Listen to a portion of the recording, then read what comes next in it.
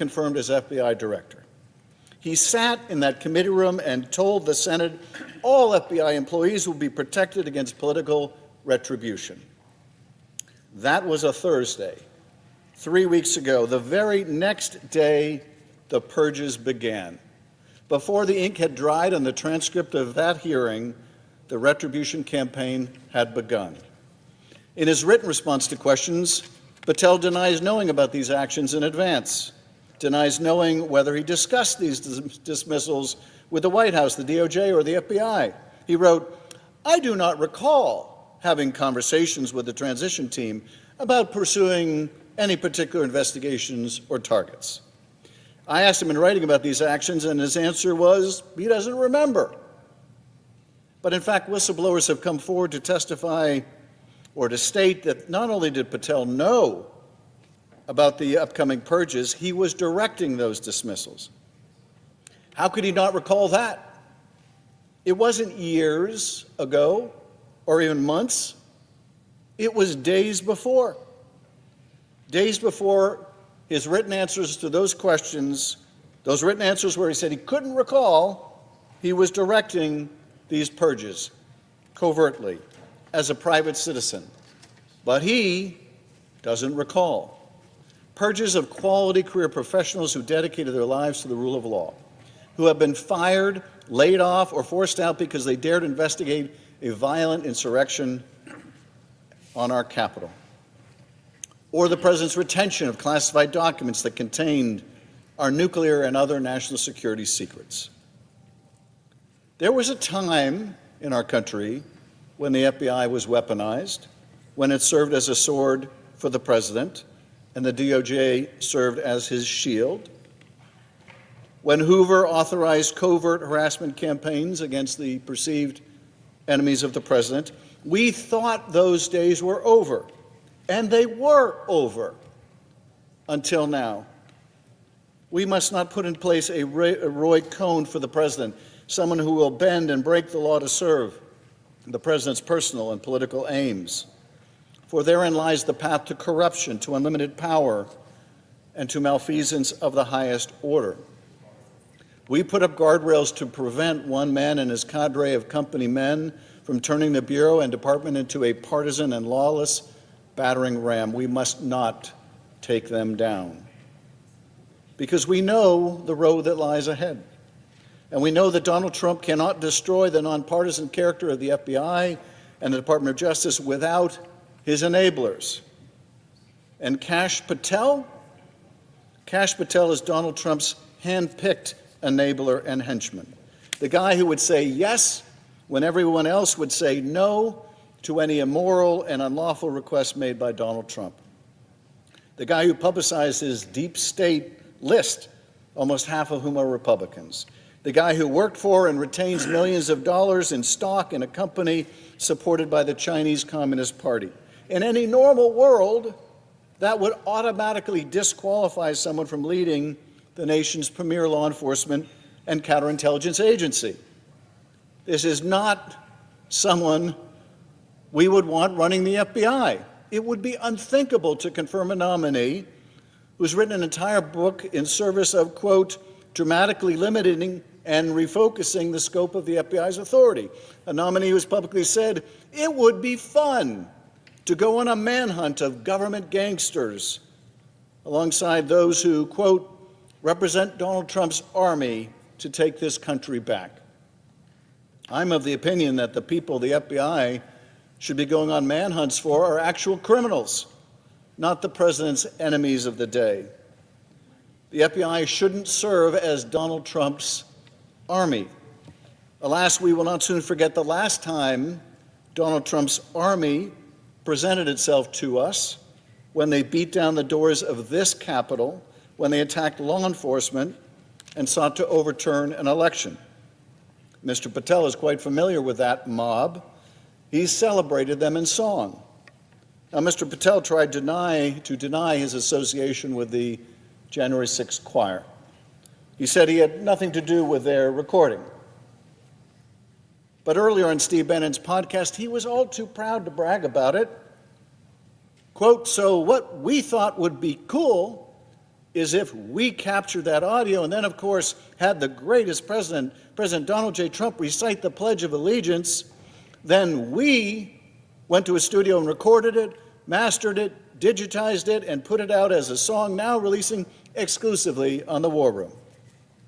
But when I asked him about this under oath, his response was, and you may never believe this, when he said we did this and we did that, we didn't include him. I don't know what's worse, taking credit for something he didn't do or doing something and then lying about it. But what I do know is this is not the character of someone who should be director of the FBI. At the hearing, I also asked him to turn and face the Capitol Police officers in the room. These officers from the same department that suffered such grievous injuries on January 6th. He couldn't do so. He couldn't look them in the eye. And I don't blame him for being too ashamed. He should be ashamed, celebrating their victimization in a song. He should be ashamed. And anyone voting to confirm him should be ashamed. And yet here we are, on a fast track to rubber stamp his confirmation, asked to turn a blind eye as he takes control of the most powerful law enforcement agency in the country. That is what my Republican colleagues seem poised to do, and I will ask again, how on earth did we get here? And where are we going?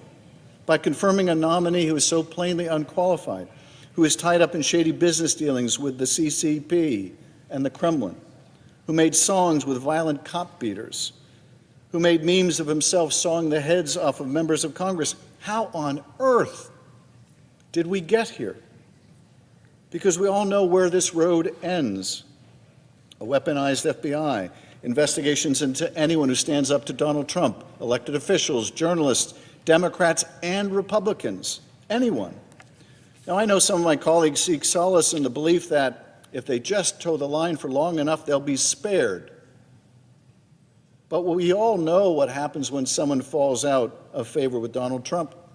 When you're inevitably asked to vote for something or do something so egregious that you cannot possibly continue to say yes. And when you reach that moment, when you're forced to cross the president or abandon your final line in the sand, it will be these moments you remember, the concessions to a wannabe authoritarian that you were willing to entertain, the lines you allowed him to cross so you would be spared his wrath.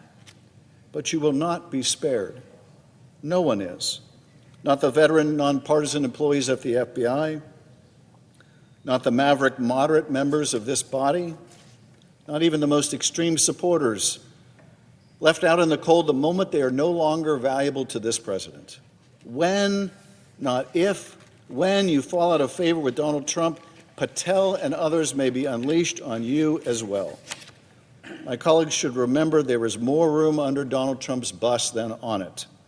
Enabling his administration is a one-way street, and by continuing to go down it, you drive yourselves and the foundations of our democracy to the very precipice. My colleagues, we have a duty today, a duty to the Constitution and a duty to the American people.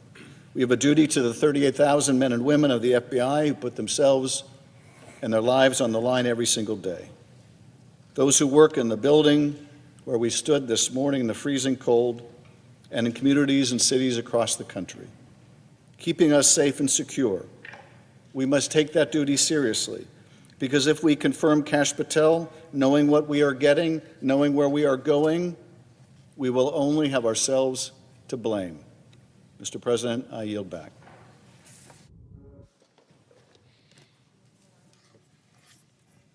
The senator from Rhode Island is recognized. Thank you, Mr. President. I'm here to join my distinguished colleague from California in opposition to the nomination of Kash Patel and to make crystal clear to this body what he is going to do in that job. He has shown who he is. So when these things go wrong, I want to be absolutely clear that our Republican friends were warned. They will own the consequences of Kash Patel's misbehavior. Let's start with the fact that unlike any FBI director before, this guy is a vitriolic partisan. And those are the stripes he shows when he is left to his own devices, and those are the characteristics he will revert back to when he is running the FBI. Just a few simple examples. This is from his book that contains, called Government Gangsters, and this is a page of his enemies list. Well, Attorney General Bondi said nobody should come to a law enforcement job with an enemies list. So then they had to pretend that this was not an enemies list. Well, of course it's an enemies list. Here's what Kash Patel himself says about it. Names named, roadmap unveiled, the manhunt starts tomorrow. If you're going to set up a manhunt against people, are they not your enemies by any logical definition of the term? He goes on to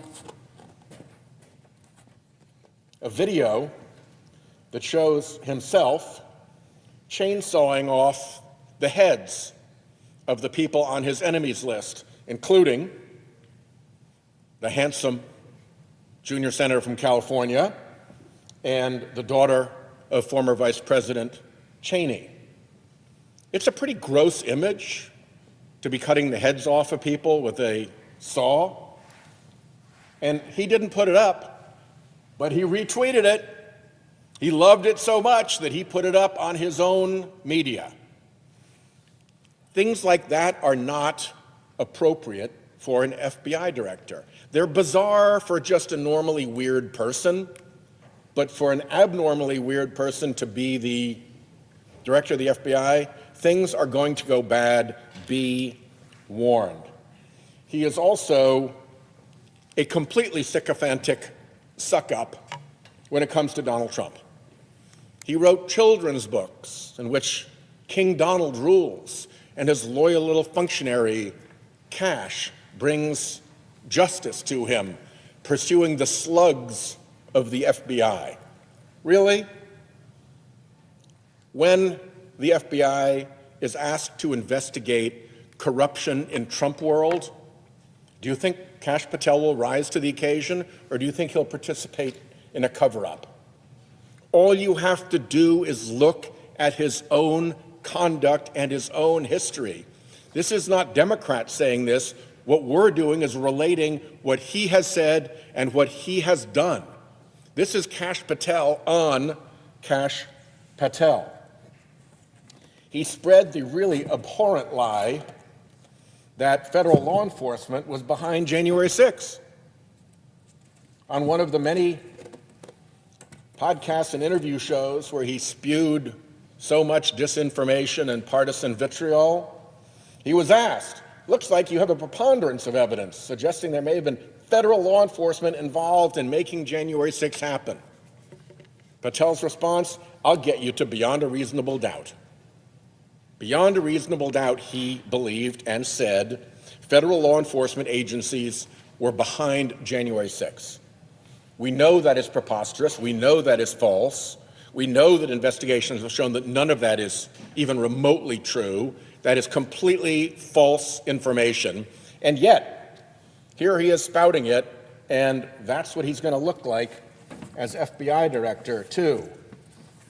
The FBI is going to have to appear before judges and convince judges of the probity of the agency, of the legitimacy of the agency, of the propriety of the investigation, that the department has done a fair job of marshaling the evidence. Here's what he says about judges. We got to start impeaching judges if they've ruled against Donald Trump. They were a political terrorist, in his view. Any case that Donald Trump's been charged in, almost every judge is handling this thing as if they were not a judge, but a political terrorist. And of course, he meant the Trump judge down in Florida as the only one accepted. When you start talking about judges that way, you can't then expect judges not to pay attention when you come before them trying to do the work of the FBI. Then there's the question of what his former colleagues have said about him. These are things that he said himself. What have his former colleagues said about him? Every single one a Trump appointee. John Bolton, National Security Advisor. I didn't think he was qualified. I was forced to hire him. Political pressure jammed him into the job, and Bolton said, I don't want any part of this guy. I was forced to hire him. The Attorney General Bill Barr. They tried to force him on Bill Barr as deputy director of the FBI, and he said, Patel has virtually no experience that would qualify him to lead the FBI, and said, over my dead body does he get that job. These are the job recommendations of his own colleagues that show his unfitness. Over at the CIA, they tried to stuff him in someplace. And the director of the CIA, Gina Haspel, I'm no friend of Gina Haspel, but here's what she said about him. If he came over, she would resign before allowing Patel to assume a position as her deputy. This is a guy who has a record of engagement with Trump appointees that show that he is not qualified, not capable, and somebody that they would resign before they'd let work for them. And now we're supposed to let him work for the American people? It is ridiculous.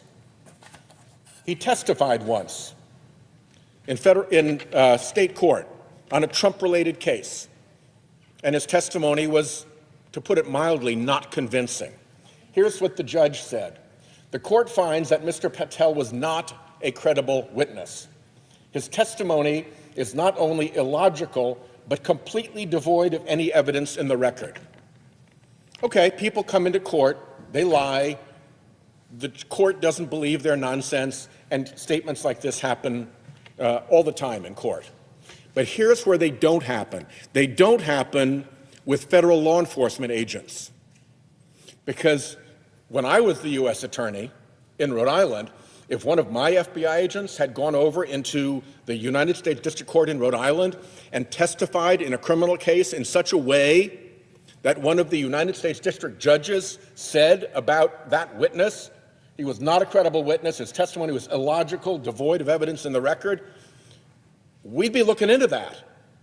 This comes darn close to being what is called giglio material.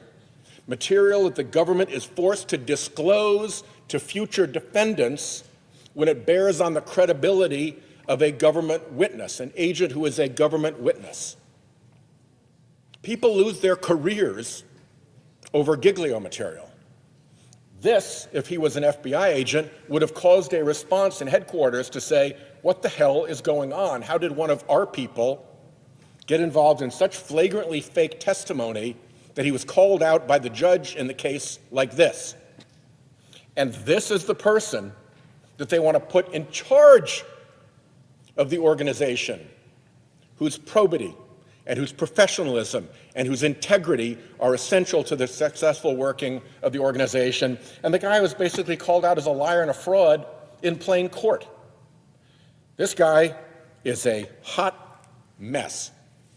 And when you have a character like this that lies in court, that runs chainsaw memes about your opponents, that every person who he tried to work with who was senior in the Trump administration said, get this bum out of here, I don't want to be anywhere near him, that's a record.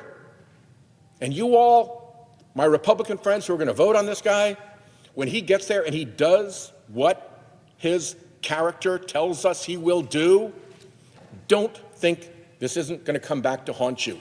And by the way, don't think that his Trump servience as FBI director won't turn on you. Just because he's a vitriolic partisan who despises Democrats doesn't mean that when Trump's ire moves someplace else to Republican office holders, he won't be there to deliver the FBI as an enforcer against you. So there's a lot to be concerned about. I'll close with this. Never before in the history of American law enforcement has somebody sought to attain a high position in American law enforcement who has pled the Fifth Amendment. Not only did he plead the Fifth Amendment, but he refused to tell the committee what it was all about. You can't plead the Fifth unless you have a reasonable expectation that could put you in jeopardy of a crime. What crime? How in jeopardy? Explain that. You're not just a normal person, you're trying to be the head of the FBI. In a civil case, pleading the Fifth entitles the judge to instruct the jury to draw an adverse interest about your testimony, that the jury can find against you because you took the Fifth. Why we have not had a straight answer yet from our Republican colleagues about why the guy who wants to be the head of the FBI pled the Fifth? It is an unprecedented, terrible situation. With that, I yield the floor.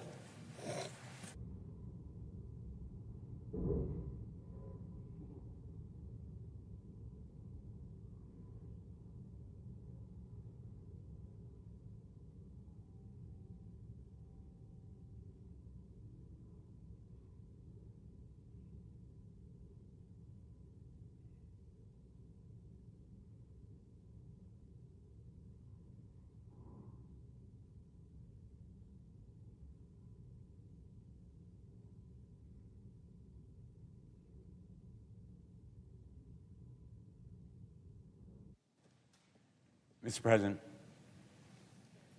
The senator from Connecticut is recognized. Thank you, Mr. President. I want to begin where my wonderful friend and colleague, Senator Whitehouse of Rhode Island, ended in opposing the nomination of Kash Patel to be director of the FBI. I served as United States Attorney as well, and I know firsthand what an investigation and a prosecution can do to an individual's life, even without a conviction. I used to tell my staff the most important thing we decide to do is to start an investigation or bring charges, because that person will be under a magnifying glass, having to defend himself, even if no charge.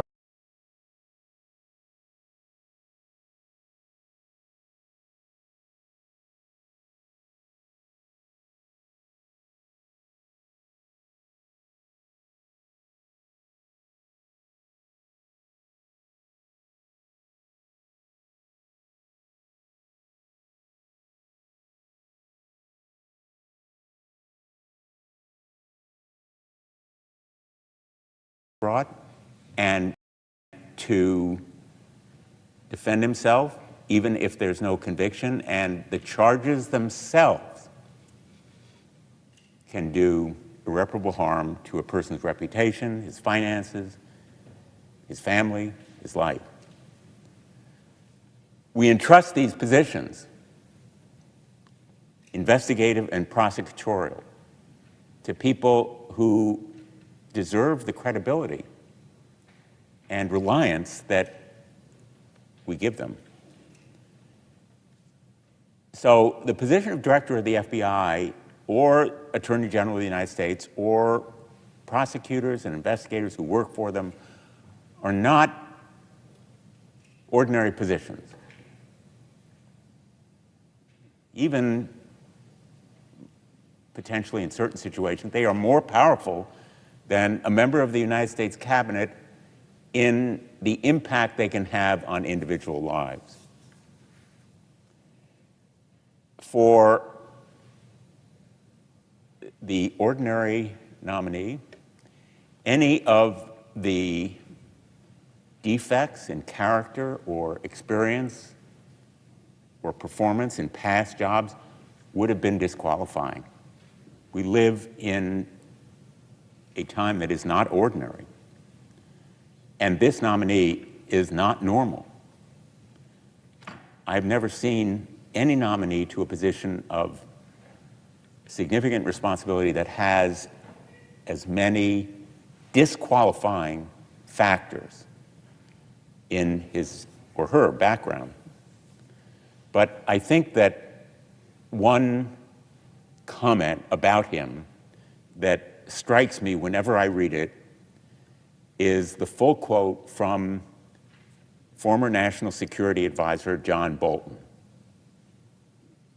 part of that quote has been cited by previous speakers. I want to read the whole quote. Kash Patel's conduct in Mr. Trump's first term and thereafter indicates that as FBI director, he would operate according to secret police chief Lavrenti Beria's reported comment to Joseph Stalin, "Show me the man, and I'll show you the crime." Now, very few people remember Secret Police Chief Beria and the terror he caused in carrying out Joseph Stalin's edicts to destroy people's lives, to execute them, to eliminate their families. But the mantra of Beria and Stalin, "Show me the man, and I'll show you the crime. Make up the crime to fit the man, and we will eliminate him." We're talking here about a nominee who has an enemies list. He calls it something different. He calls it government gangsters, and he's on a manhunt for them. Manhunt is his word. He can use different words, but the point here is he is on a mission to use the powers of this office in Donald Trump's name for political retribution against his enemies, against Trump's enemies, against MAGA's opponents. To use these institutions for political retribution is the height of irresponsibility. Even to hint at it ought to be disqualifying, and he has made it explicit in his past writings and his statements and speeches, not just a couple of times. It is a theme that runs through his public comments, that eliminating enemies through the use of prosecution is not only acceptable, but it's desirable. The FBI is a very special agency, 38,000 civil servants, including 13,000 special agents who go after international and domestic terrorism, cyber criminal syndicates, foreign espionage, organized criminal enterprises, including drug cartels, child sexual exploitation, and human trafficking, and many other crimes that affect our lives and the lives of everyday Americans across the country. All different backgrounds, races, religions can be victims of crime that the FBI investigates. And the FBI agents put their lives on the line because pursuing these crimes often puts them at risk from bad guys who may not even know that they're shooting at an FBI agent, but it's somebody pursuing them. They may not know that an FBI agent is operating undercover, and they may be killing him. And so the FBI's work is a dangerous business, but it is for our good and our safety. The American people deserve an FBI leader who is worthy of them. The American people deserve a director of the FBI who will keep them safe and who will make that safety a priority. But in recent weeks, the Trump administration has systematically weaponized and politicized both the FBI and the Department of Justice. On her very first day of office, Attorney General Bondi created a, quote, weaponization working group. Let me repeat that. Weaponization working group. and specifically named targets to be investigated: Letitia James, Alvin Bragg, Jack Smith. All of them have led legitimate prosecutions and lawsuits against President Trump.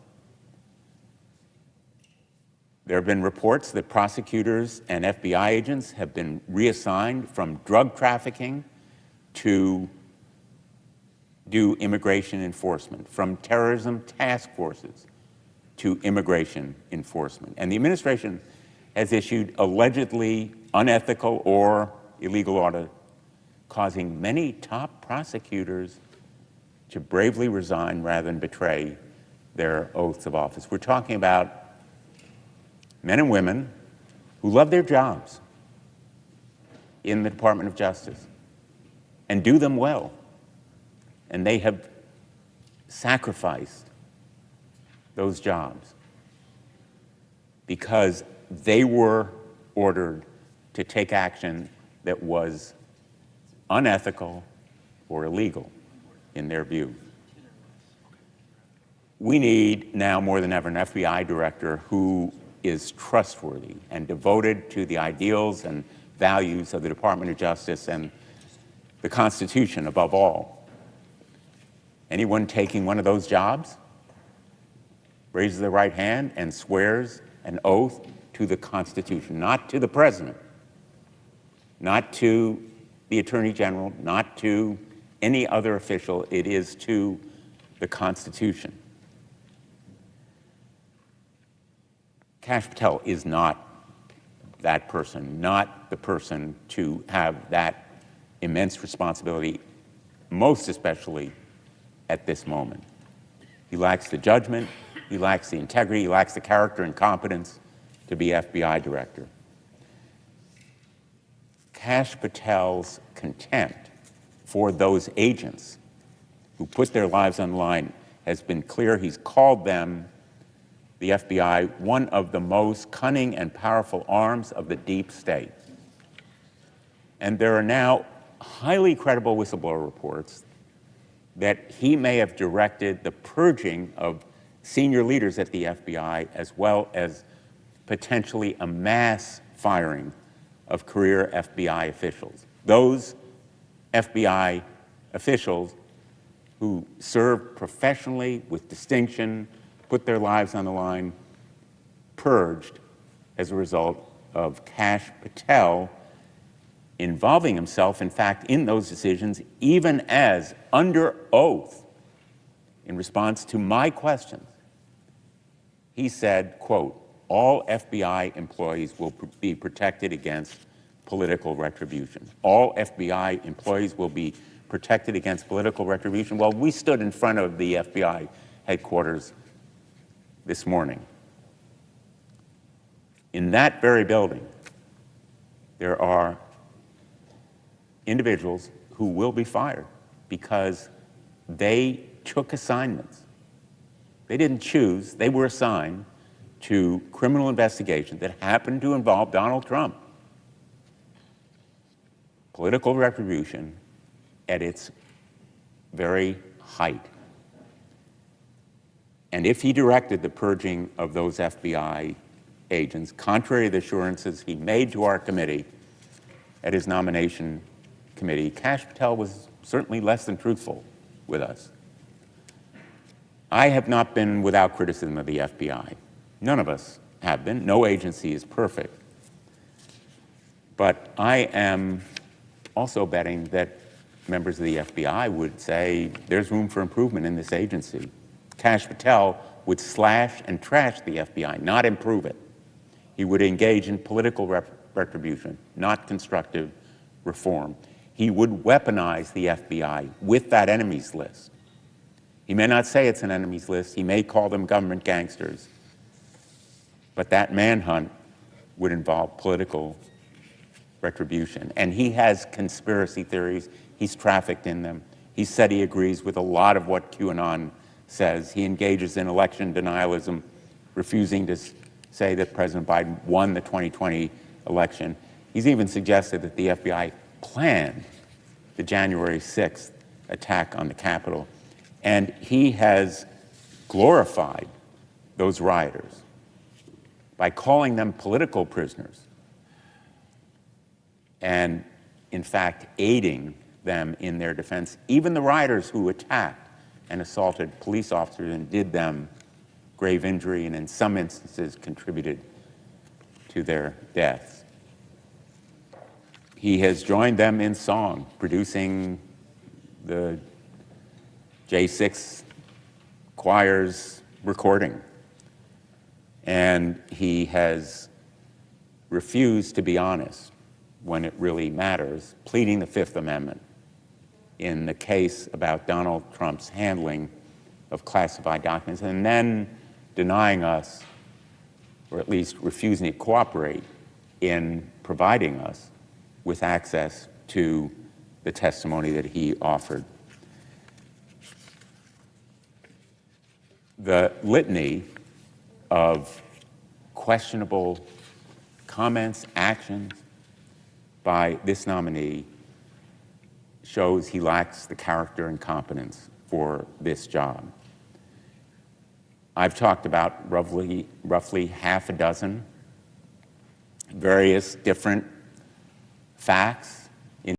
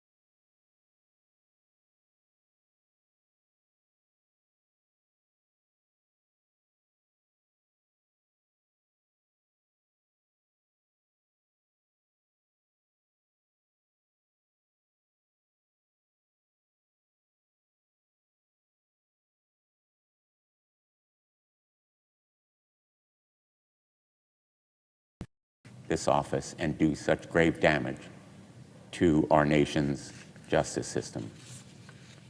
Mr. President, I yield the floor.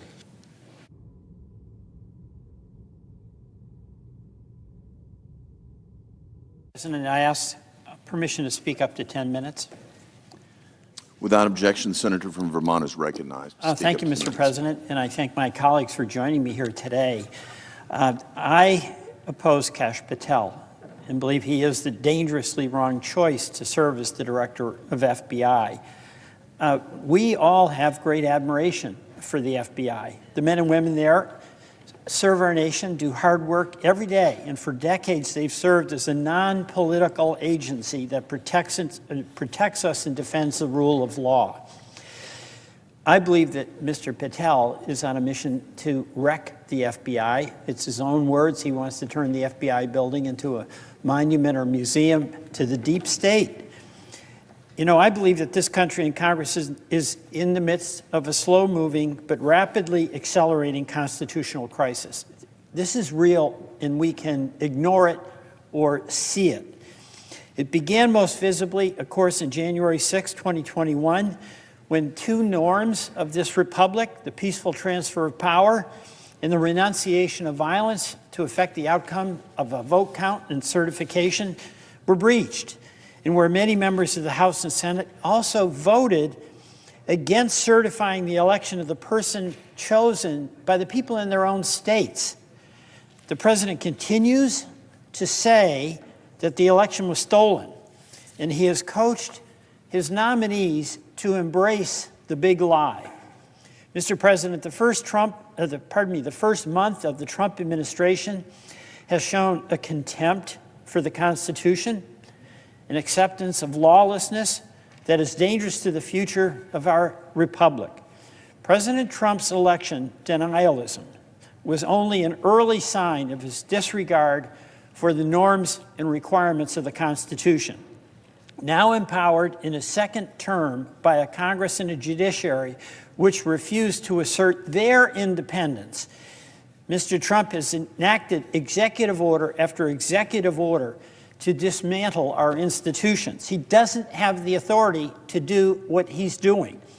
The federal funding freeze, clearly unconstitutional, invasion of the Article I power of the purse, shutting down agencies created by Congress without authority, revoking birthright citizenship, a constitutional provision that he asserts he can do by executive order, removing leaders of independent agencies created by Congress, clearly unlawful, firing inspectors general in violation of notice requirements created by Congress, unlawful, firing government employees who have civil service protections, clearly unlawful, and pushing, really, a quid pro quo order at the Department of Justice to drop charges against a corrupt mayor in New York so he'll accede to whatever the wishes are of the Trump administration regarding local enforcement. And that's only a short list. And we have reached a point where a federal judge has found that the White House defied his order to release billions of dollars in federal grants, marking the first time that a judge has expressly declared that the Trump administration is disobeying a judicial mandate. That is trouble. The country is headed into a situation where, in addition to acting without authority, the president and his enablers are indicting, he will defy rulings from the third branch of our government. Vice President Vance has made it very clear what his point of view is on judges. Judges aren't allowed to control the executive's, quote, legitimate powers. And if the courts don't like it, let them enforce it. Of course, under our Constitution, since Marbury versus Madison, the court is the final arbiter of what is legitimate or what is not. And the executive branch must enforce the laws as interpreted by the co-equal branch of government. Mr. President, it is my view that this administration is showing maximum contempt for core constitutional values, including, most importantly, the separation of powers. This is not about what the president's agenda is. This is about his disregard about the limits that apply to each branch of government. And we have a dilemma. There are many in Congress that are fully in support of President Trump's policies. That's his right to pursue them, any member's right to support them. But it has to be that we accept our unique responsibility, each of the 100 U.S. senators, that we have to guarantee that in pursuit of those policies, it is done within constitutional boundaries. That is the glue that has held this country together through thick and thin for nearly 250 years. You know, this is not just talk about civic aspiration. It's a recognition that the separation of powers, that the system of checks and balances, we're custodians of that, each of us here.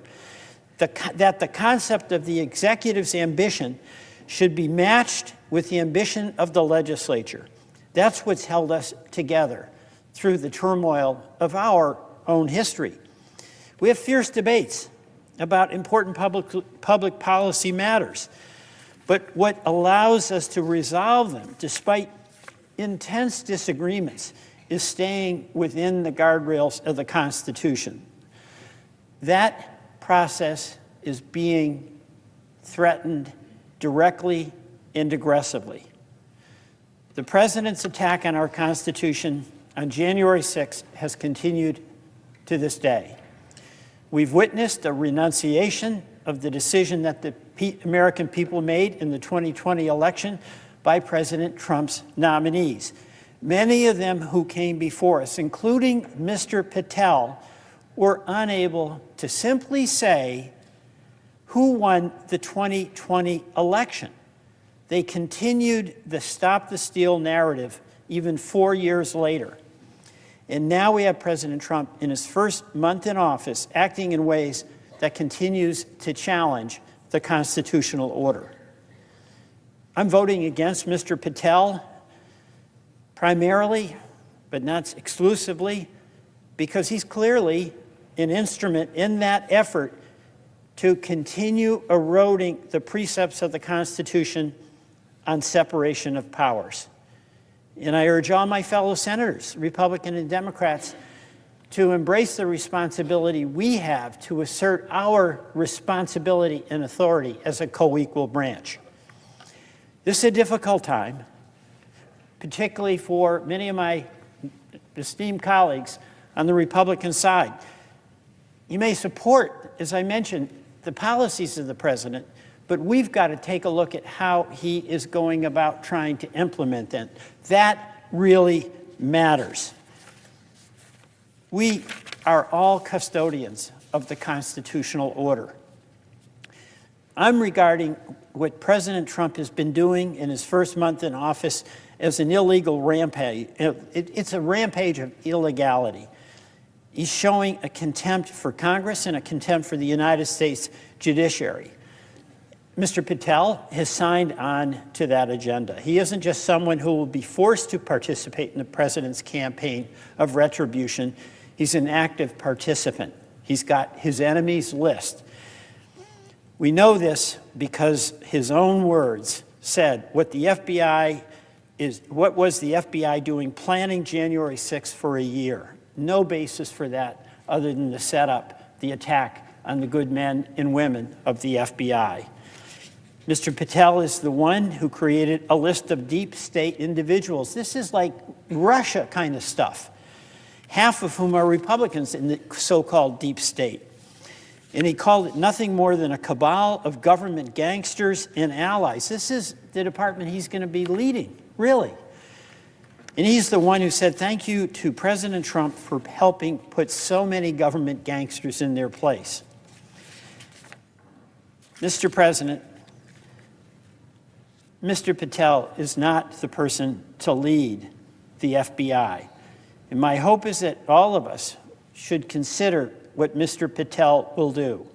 He's going to use the power of the FBI to go after all those in government, those in the media, and those across the country he doesn't agree with.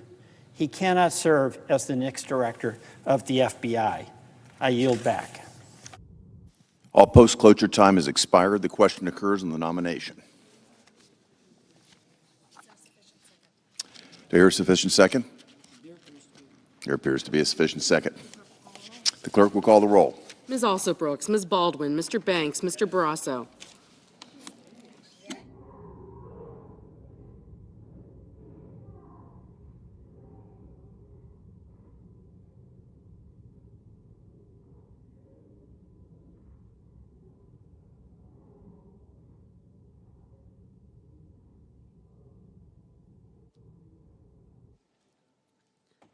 Mr. Bennett.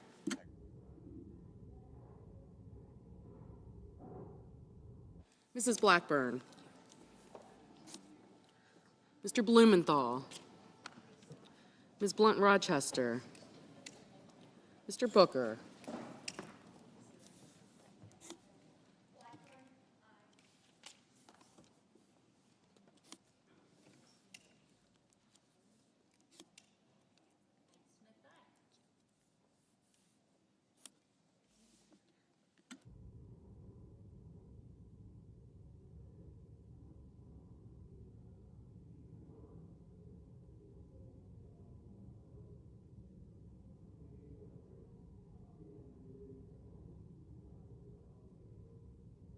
Mr. Bozeman, Mrs. Brett, Mr. Budd, Ms. Cantwell,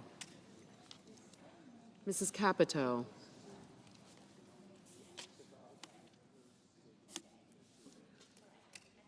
Mr. Cassidy, Ms. Collins, Mr. Coons, Mr. Cornyn, Ms. Cortez Masto, Mr. Cotton, Mr. Kramer, Mr. Crapo, Mr. Cruz, Mr. Curtis, Mr. Daines, Ms. Duckworth, Mr. Durbin, Ms. Ernst, Mr. Fetterman, Mrs. Fisher, Mr. Gallego, Mrs. Gillibrand, Mr. Graham, Mr. Grassley, Mr. Haggerty, Ms. Hassan, Mr. Hawley, Mr. Heinrich, Mr. Hickenlooper, Ms. Hirono,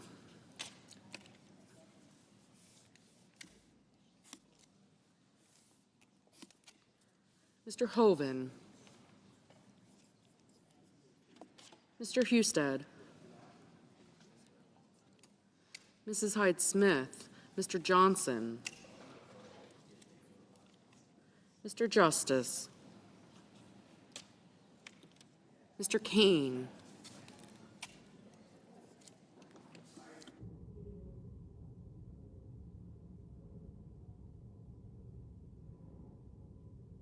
Mr. Kelly, Mr. Kennedy,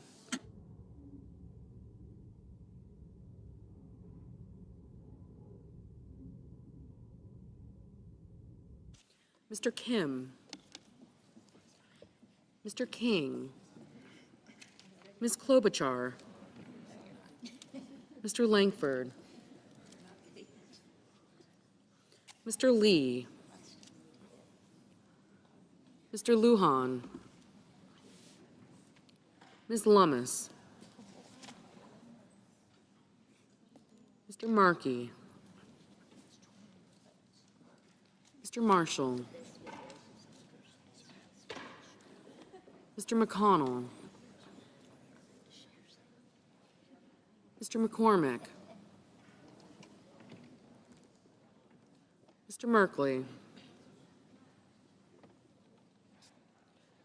Mrs. Moody,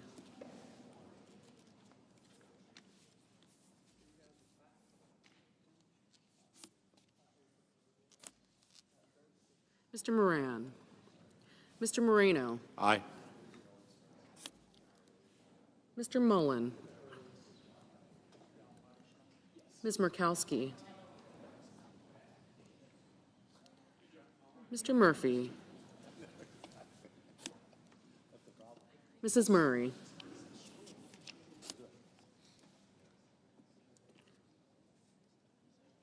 Mr. Ossoff, Mr. Padilla, Mr. Paul, Mr. Peters, Mr. Reed, Mr. Ricketts, Mr. Risch, Ms. Rosen, Mr. Rounds, Mr. Sanders,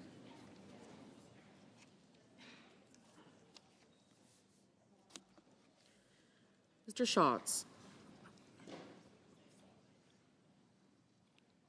Mr. Schiff, Mr. Schmidt, Mr. Schumer,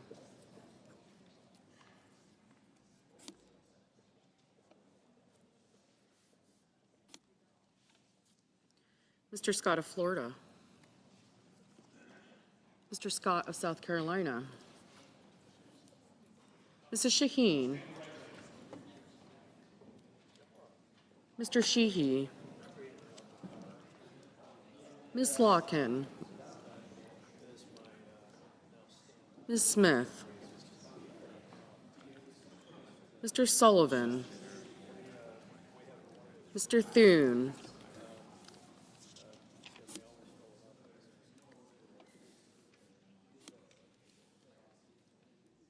Mr. Tillis. Mr. Tuberville.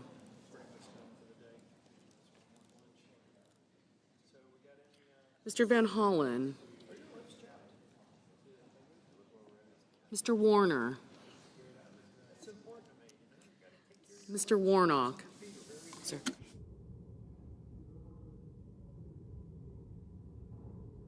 Ms. Warren. Mr. Welch.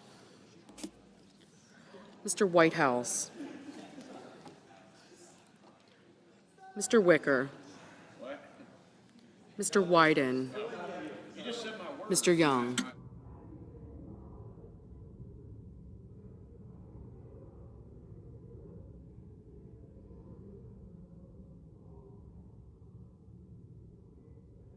Senators voting in the affirmative: Banks, Barrasso, Blackburn, Britt, Budd, Cassidy, Cotton, Ernst, Grassley, Haggerty, Hawley, Hyde-Smith, Kennedy, Moreno, Paul, Schmidt, Scott of Florida, Tillis, and Young.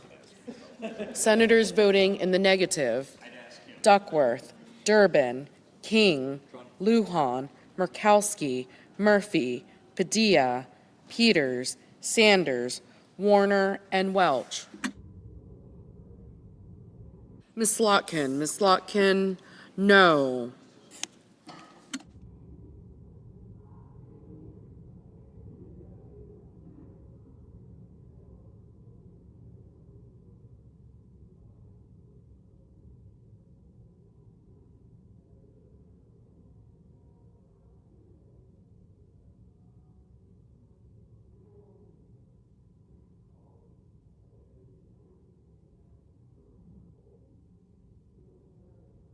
Mr. Sheehy, aye.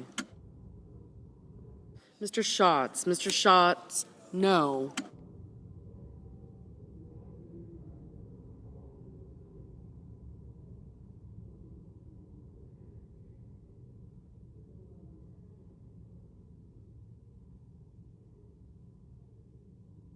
Mrs. Moody, aye.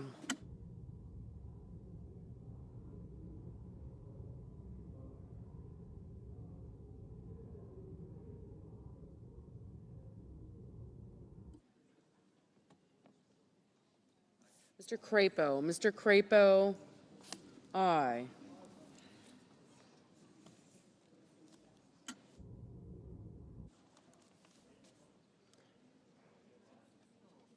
Mr. Scott of South Carolina, aye. Ms. Rosen, no.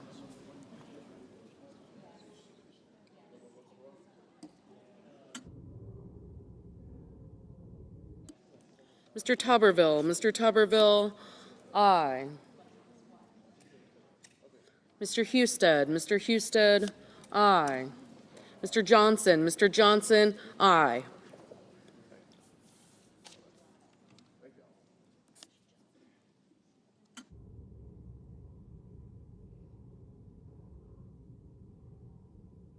Mr. Risch, aye.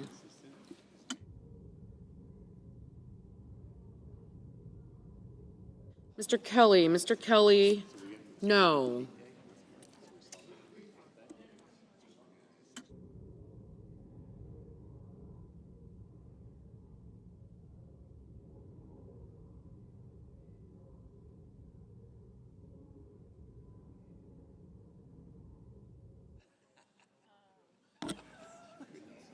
Mr. Ricketts, aye. Mr. Blumenthal, no. Mr. Daines, aye. Mr. Justice, aye.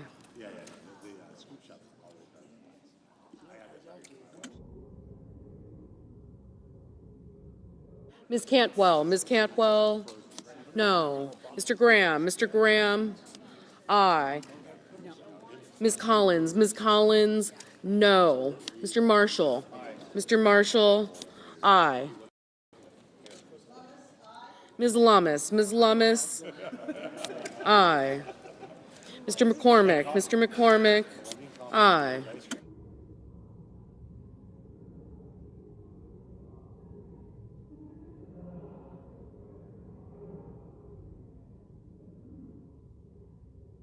Mr. Schumer, no. Mrs. Gillibrand, Mrs. Gillibrand, no.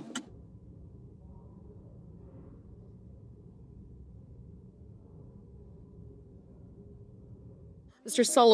Sullivan, aye.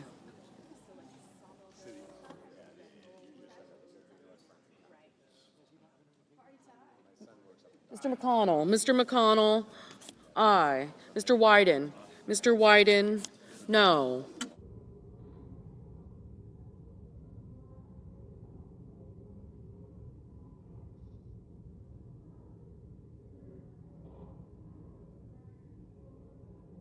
Ms. Alsobrooks, no. Mr. Kramer, aye. Ms. Blunt-Rochester, no. Mr. Kim, no. Mr. Merkley, no. Mr. Langford, aye.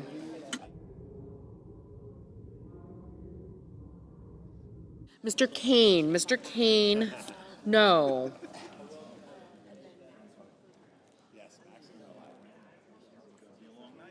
Mr. Warnock, no. Ms. Hirono, no.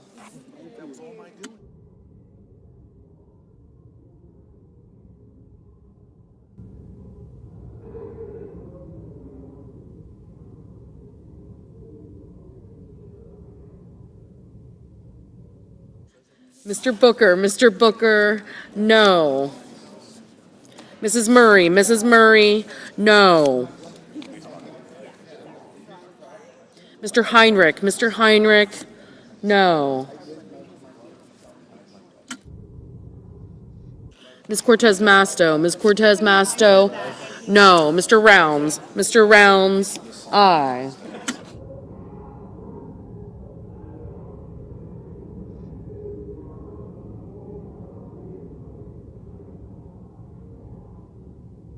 Mr. Moran, aye.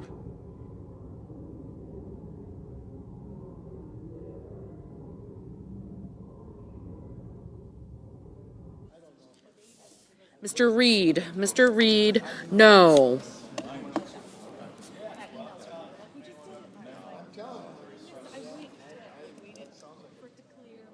Mr. Thune, aye.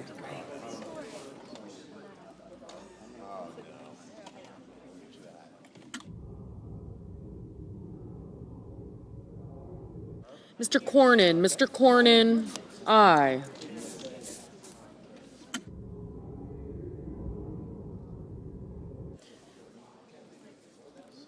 Ms. Warren, no. Ms. Hassan, no. Mr. Ossoff, no.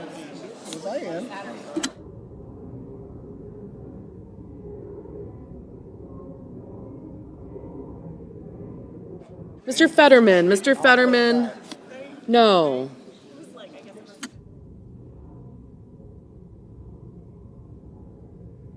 Ms. Smith, no.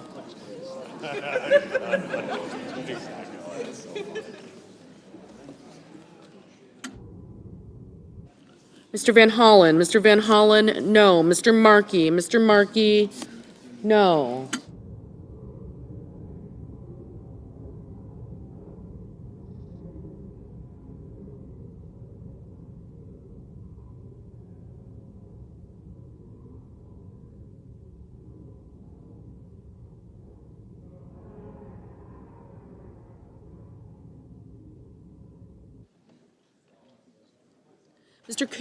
Mr. Coons, no.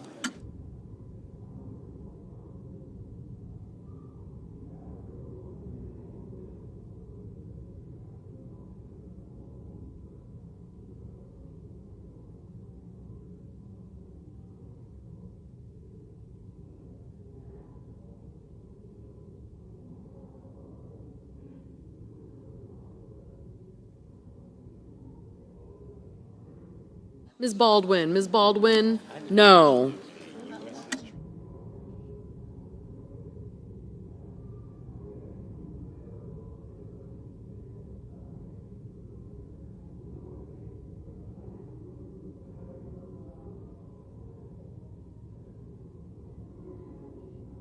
Mr. Hickenlooper, no.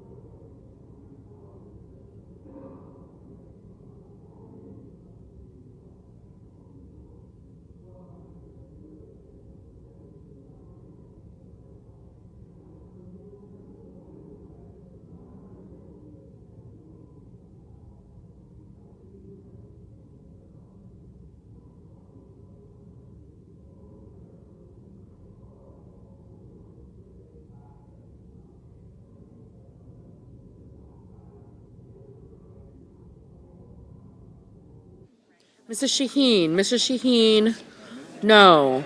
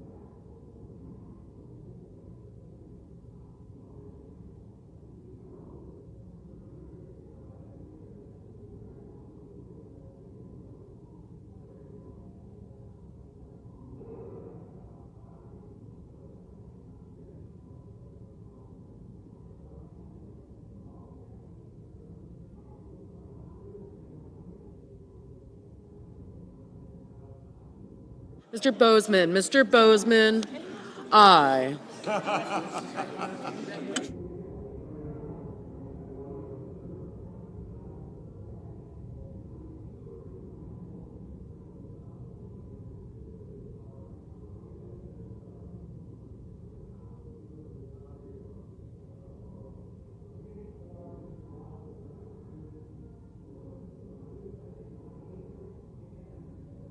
Ms. Klobuchar, no. Mr. Hoven, aye.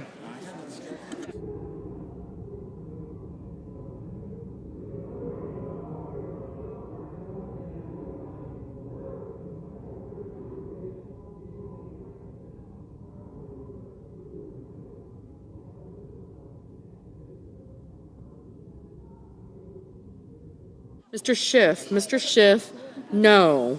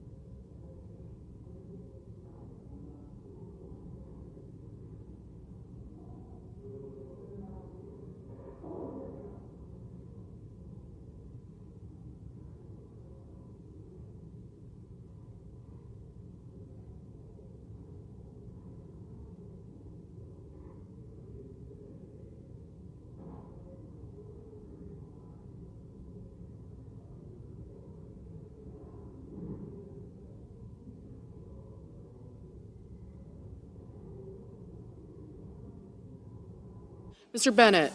Mr. Bennett? No. Mrs. Capito? Mrs. Capito? Aye. Mr. Wicker? Mr. Wicker? Aye.